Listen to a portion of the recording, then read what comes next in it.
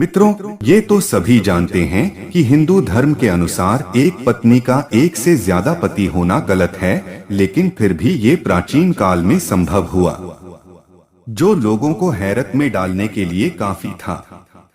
महाभारत की द्रौपदी किसी परिचय की मोहताज नहीं है। द्रौपदी का जन्म कैसे हुआ, उनका विवाह पांचों पांडवों से कैसे हुआ और उन्होंने अपने पांचों पतियों के साथ पत्नी धर्म कैसे निभाया। द्रौपदी राजा द्रुपद के हवन कुंड से तब जन्मी जब वह अपने दुश्मन द्रोणाचार्य के वध के लिए पुत्र प्राप्ति का यज्ञ कर रहे थे। उस यज्ञ के हवन कुंड की अग्नि से एक पुत्र तो जन्मा ही, साथ ही द्रौपदी का भी जन्म हुआ। द्रौपदी के स्वयंवर के बारे में तो हर कोई जानता होगा।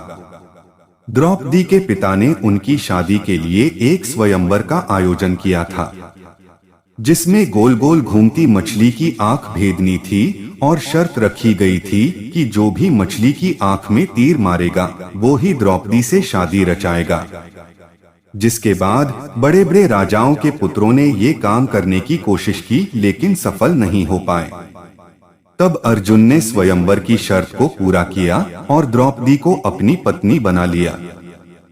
जिस समय द्रौपदी का स्वयंवर हुआ, उस समय पांचों पांडव अपनी मां कुंती के साथ अपनी पहचान छिपाकर ब्राह्मण वेश में रहा करते थे और भिक्षा मांगकर अपनी जीविका चलाते थे। पांडव जितनी भी भिक्षा मांग कर लाते, उसे अपनी मां कुंती के सामने रख दिया करते थे। मां कुंती भिक्षा को पांचों भाइयों में एक जैसी बांट दिया करती थीं। जब अर्जुन द्रौपदी को लेकर घर आए तो उन्होंने दरवाजे से ही देवी कुंती से कहा कि देखो मां, आज हम लोग आपके लिए क्या लाए हैं।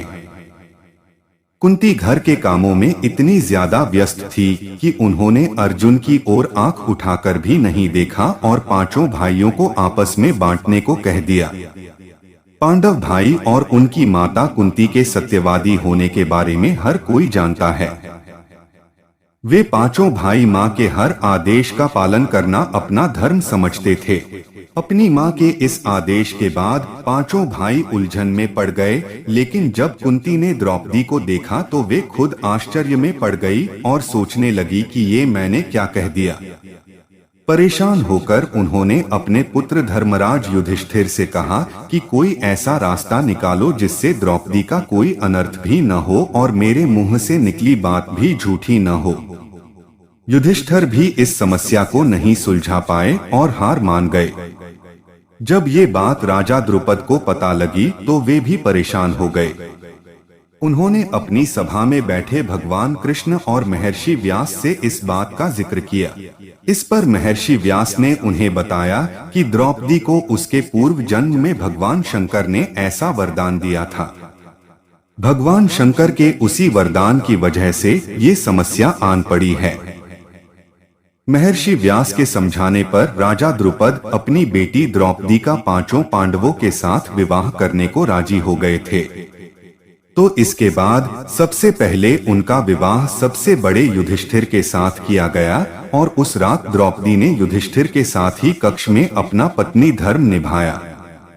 अगले दिन द्रौपदी का विवाह भीम के साथ हुआ और उस रात द्रौपदी ने भीम के साथ अपना पत्नी धर्म निभाया। इसी तरह अगले दिन अर्जुन, नकुल और फिर सहदेव के साथ द्रौपदी का विवाह हुआ और इन तीनों के साथ में द्रौपदी ने हर एक दिन अपना पत्नी धर्म निभाया। सोचने वाली बात यह है कि एक पति के साथ पत्नी धर्म निभाने के बाद उसने अपने दूसरे पतियों के साथ अपना पत्नी धर्म कैसे निभाया होगा।